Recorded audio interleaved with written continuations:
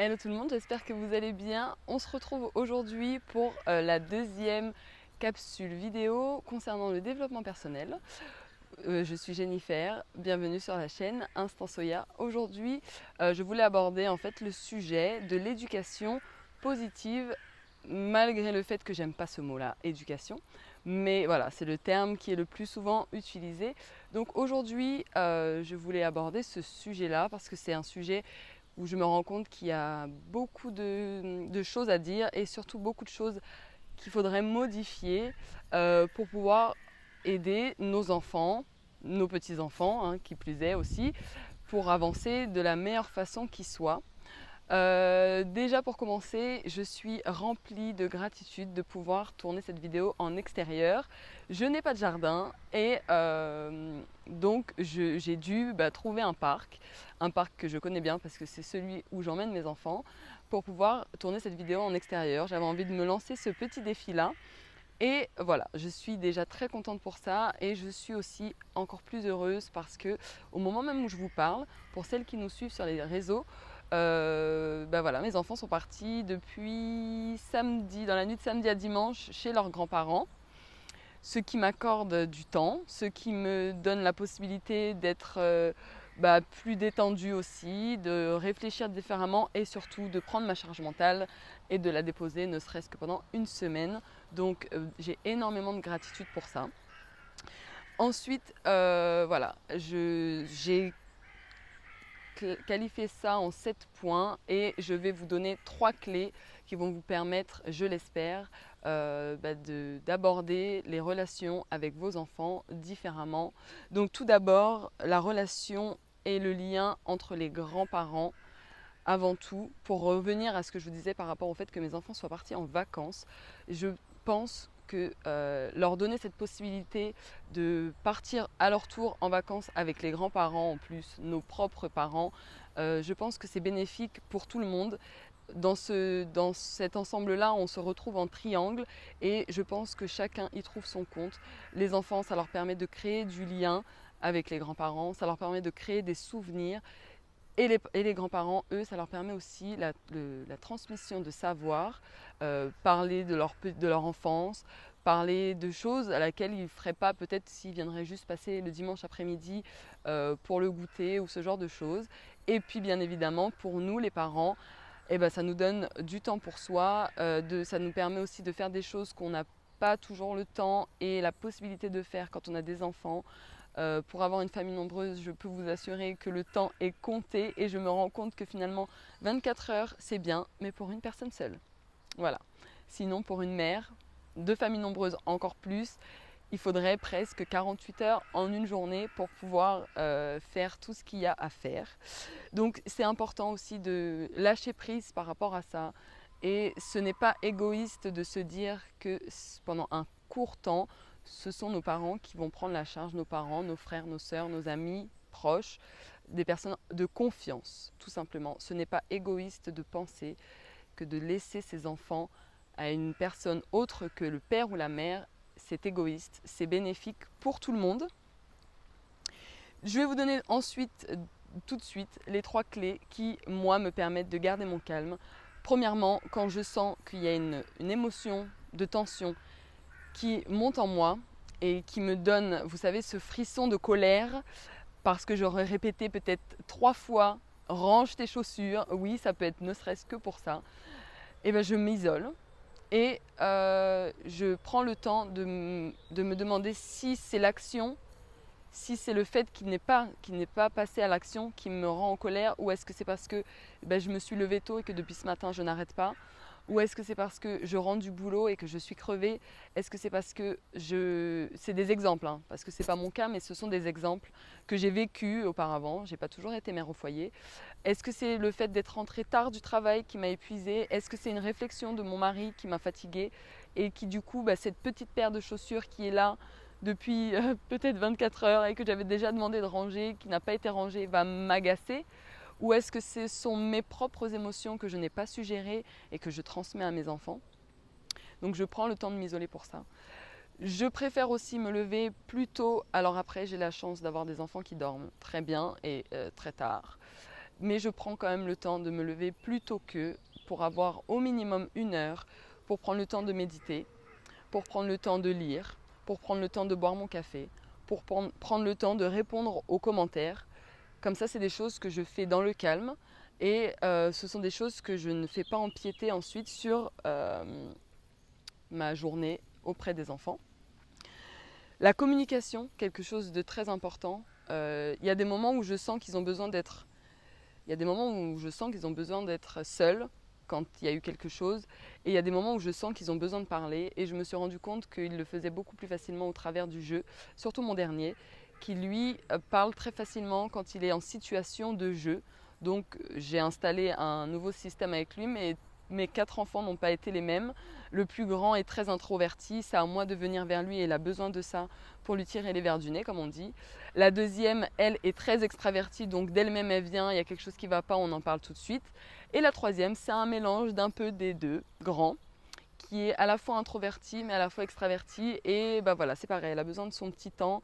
Il y a des moments où je peux venir lui parler et d'autres moments où je la laisse en retrait. Mais la communication, leur dire les choses telles qu'elles sont, ne pas toujours tout enjoliver pour éviter de faire mal sur l'instant.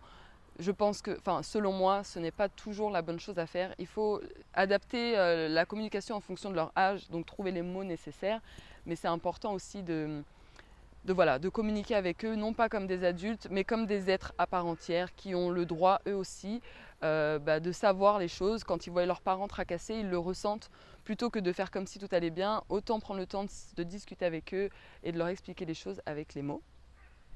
Le respect mutuel, c'est très important. Je veux que mes enfants aient du respect envers eux-mêmes.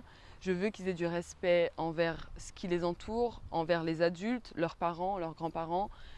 Je me dois de leur donner du respect en retour et je pense que c'est très important. J'entends souvent dire oui, les jeunes de maintenant, ils ne sont pas respectueux. Mais finalement, est-ce que vous l'avez été avec les jeunes qui sont aujourd'hui des jeunes qui à l'époque étaient des enfants? Avez-vous été respectueux? C'est une question. Le lâcher prise aussi, c'est très important.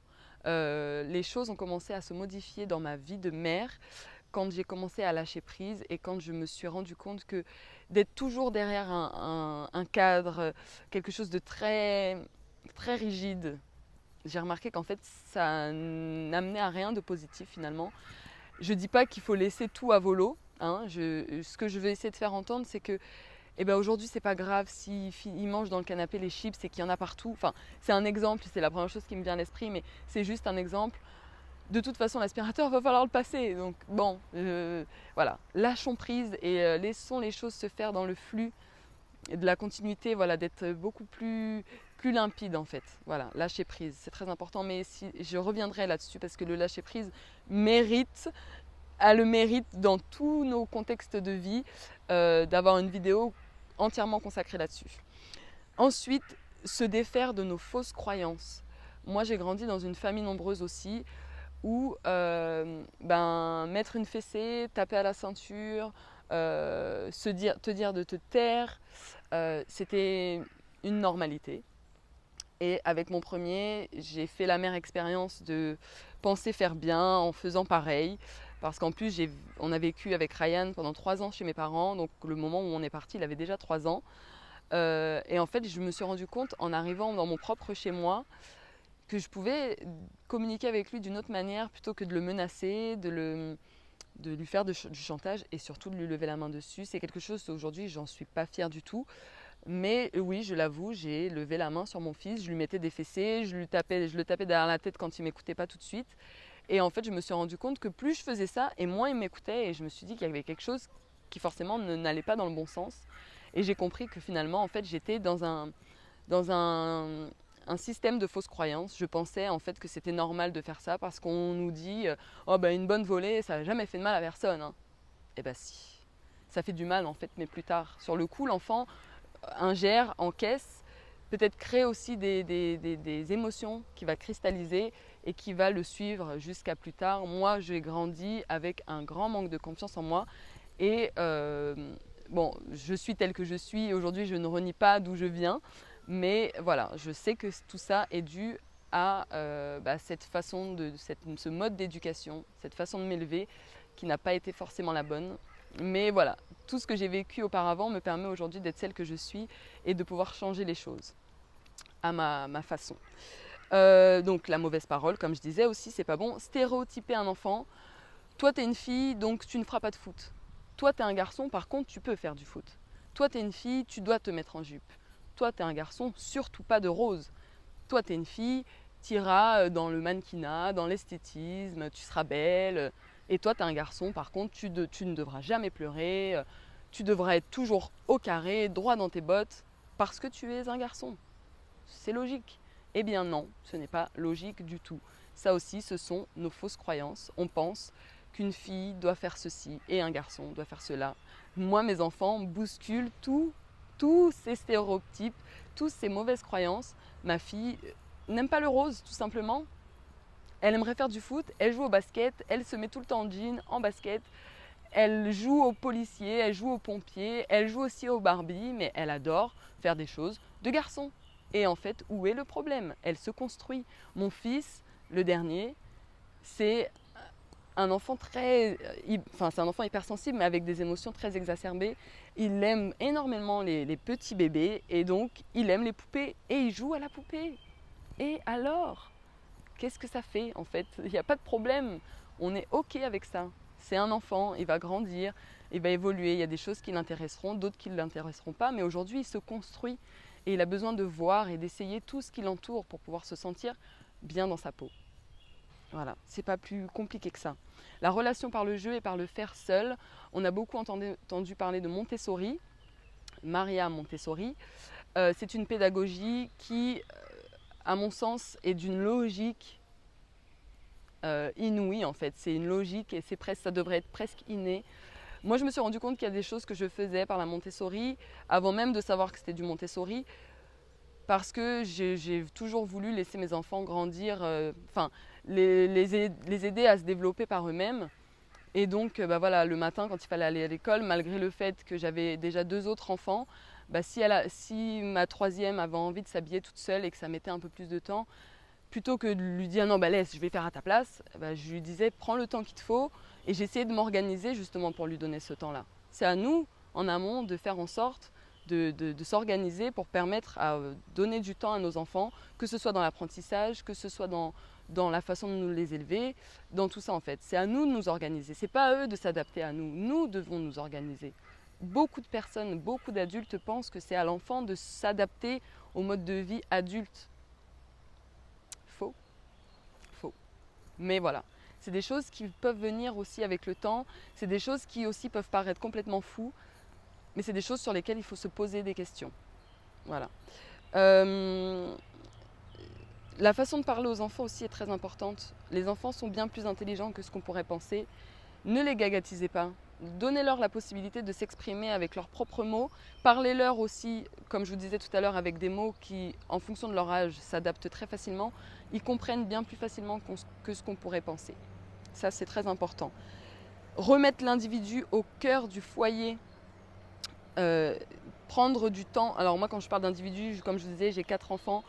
Chacun de mes enfants, ce n'est pas qu'une fratrie, parce que chacun d'entre eux a une personnalité bien différente. Et j'essaye aussi de donner de l'importance à chaque individu tel qu'ils sont. Le mot individu, c'est pas spécialement un mot péjoratif, hein. Attention. Je veux dire à chaque entité, ils sont chacun remplis de quelque chose qui fait qu'ils sont eux.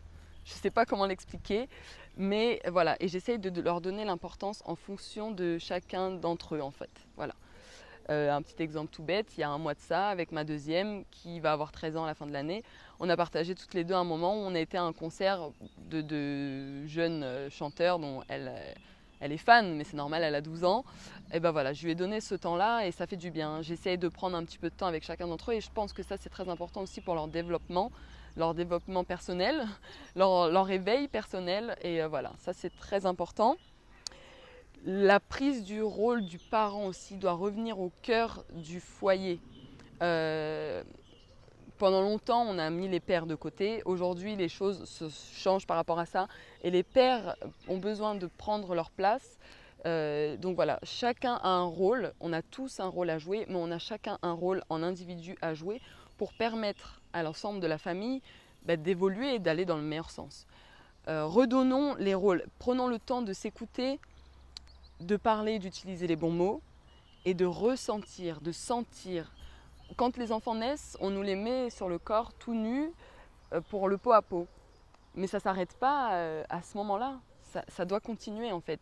Mon aîné va avoir 16 ans et j'ai besoin, et il a besoin, de me sentir, de me ressentir pour se sentir vivant tout simplement et pour que lui puisse prendre tout ça et s'en servir pour plus tard et avancer dans la meilleure direction qui soit.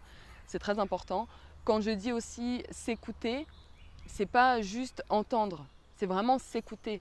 Entendre, écouter tous les mots que les enfants utilisent, parce que derrière chaque mot, il y a des significations. Enfin voilà, moi les enfants, je les vois vraiment comme les anges en fait. Pour moi, un enfant, c'est un ange. Il y a des enfants qui sont durs, mais derrière cette dureté, il y a quelque chose. C'est pas sans raison si un enfant est difficile. Forcément, il y a une histoire, il y a quelque chose en amont. Donc, arrêtez de juger aussi. Enfin, je dis arrêtez. Je ne vous dis pas ça directement à vous, mais il faudrait qu'on arrête de juger sans savoir, parce que derrière chaque enfant, derrière chaque personne, il y a une histoire. Et on ne sait pas tout. Nous, on a juste ce qu'on voit. Et ça, ce ne sont que des miroirs. Il faudrait essayer d'évoluer notre éveil d'esprit pour ça, pour se rendre compte que derrière chaque enfant, il y a une part du divin, une part de lumière que nous-mêmes, on a perdue en grandissant. Redonnons-leur ceci pour leur permettre de grandir encore une fois dans la meilleure façon qui soit. Et je pense que ça c'est très important parce que mon premier fils, quand je l'ai eu, je ne m'y attendais, mais alors pas du tout. Je ne m'y attendais pas du tout et je l'ai vraiment reçu comme un cadeau. Je me suis dit, aujourd'hui il est là, il est dans tes bras. Effectivement, oui, tu ne l'as pas demandé, mais aujourd'hui il est là et c'est une grâce. Et tous mes enfants à la suite, je les ai reçus comme des grâces. Et il faut vraiment se mettre à l'esprit qu'ils ne nous sont pas dus. Et surtout quand on a la possibilité et la chance d'avoir un enfant en bonne santé, c'est vrai qu'il y a plein de choses qui nous agacent, il y a des choses sur lesquelles nous-mêmes nous n'avons pas travaillé.